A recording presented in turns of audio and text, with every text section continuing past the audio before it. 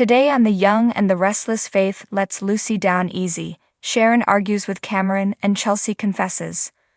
All products and services featured are independently chosen by editors. However, soaps.com may receive a commission on orders placed through its retail links, and the retailer may receive certain auditable data for accounting purposes. At the park in the dark, Lucy thanks Faith for meeting her. Faith asks, "Aren't you supposed to be grounded?" Lucy was going crazy on lockdown, so she snuck out. Faith warns she needs to go home right now. Lucy will. She was just feeling bad about putting Faith in such a messed up situation. She wanted to apologize. Faith isn't mad, just disappointed. Lucy's disappointed in herself too.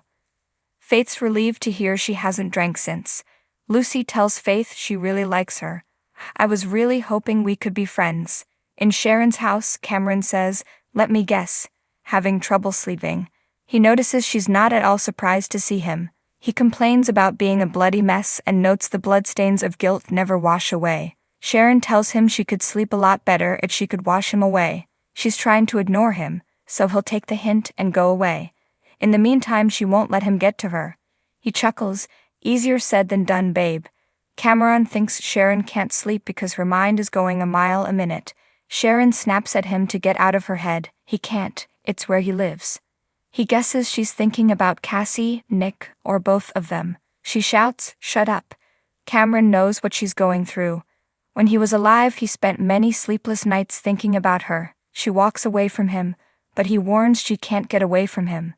They're on a mission together. You're very close to figuring it out. You know what it is. It's on the tip of your tongue. He questions why he's there, why she's constantly thinking about Cassie and Nick. Maybe it's because when Cassie died, you lost Nick too when he turned to Phyllis. Cassie's death changed everything for you. Sharon snaps that he doesn't know anything about her. Cameron knows that the last time she was truly happy was before Cassie died. That was a long, long time ago.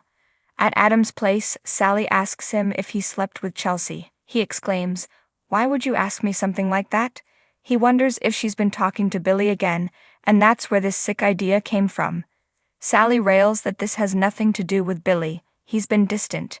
Even Chelsea said she's keeping something to herself that's eating her up. Is it eating away at you too? Adam is sorry that he's been closed off lately. He wants to make it up to her. Sally tells him there's one way to fix it. "Look me in the eye and tell me the truth. Right here, right now. Just straight up tell me if you slept with Chelsea." John Cena says being naked at Oscars was really embarrassing. On Crimson Light's patio, Billy tells Chelsea she doesn't have to be ashamed. She can tell him what the horrible thing is. She's scared he'll hate her and they'll be over. Billy couldn't hate her. He asks her to tell him so she doesn't have to carry the burden anymore. Chelsea says he already figured it out. "Please don't make me say it." Billy needs to hear her say it. They sit, and Chelsea goes on about Billy being her rock. He saved her life, but he's also supported her and helped her get her feet back on the ground. "You're right. I have to get this out. I can't live with this secret inside any longer, and you deserve the truth."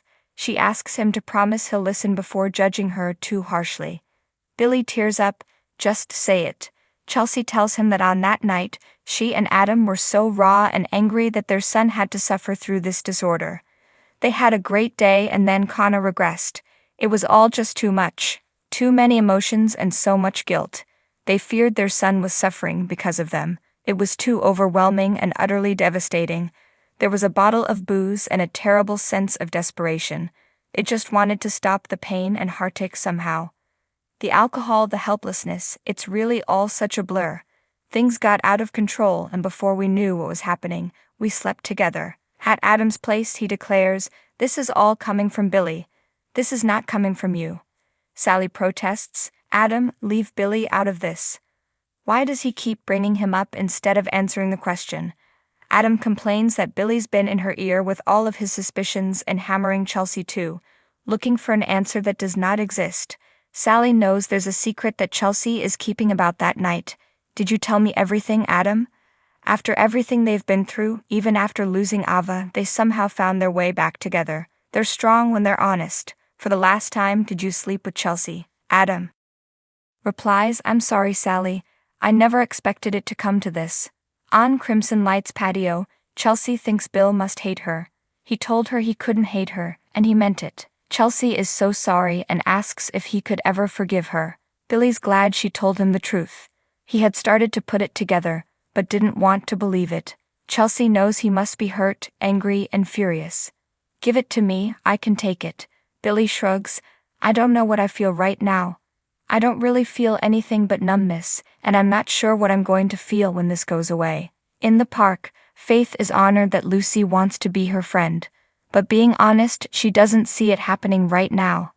They're different ages and at different stages in their life right now. She's going back to college and Lucy needs friends here. Lucy totally gets it, and she's sorry for making her feel uncomfortable. Faith says the drinking was uncomfortable for her. Lucy asks if she feels that way because of what happened to her sister Cassie. In Sharon's living room, she tells Cameron he's a big liar and has no idea how she feels. She's been happy and has an inspiring career. They bicker about him leaving her the company. She says she was repulsed and sickened. But then she realized she could turn it into something that could do good for people. Cameron thought she'd sell it and stop slinging coffee and dispensing free advice. Sharon tells him Cassie First helps victims of sick, twisted abusers like him. Cameron smirks that she should be canonized. He thinks Cassie First is her way of easing the guilt she feels for brutally ending his life. Sharon won't have a psychotic criminal analyzing her. Cameron says he's not analyzing anything. This is all you. In the park, Lucy tells Faith she knows about what happened to Cassie. Her dad told her, including his role in the accident. Faith says it was awful. Lucy says her father still feels guilty. Does Faith still resent him for it? Did she put that on her? Faith would never blame her for something her father did. That's not what this is about. Faith gets a text from her friend and Lucy tells her, go. Faith asks if she's sure she's okay. Lucy insists she's fine. At Sharon's place, she thinks Cameron is there because of the wrong combination of meds. Cameron scoffs that they both know she hasn't made any effort to sort out her meds.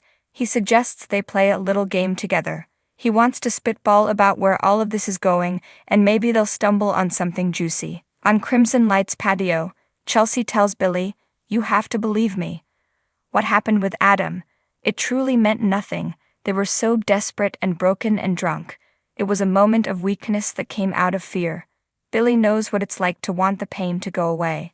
After it's over, the regret sets in. Chelsea says that's exactly how it happened. She's so sorry. It's been tearing her apart ever since. At Adam's place, he tells Sally that this whole thing with Connor has torn him up inside. He's had to rein in his feelings for Connor's sake and Chelsea's.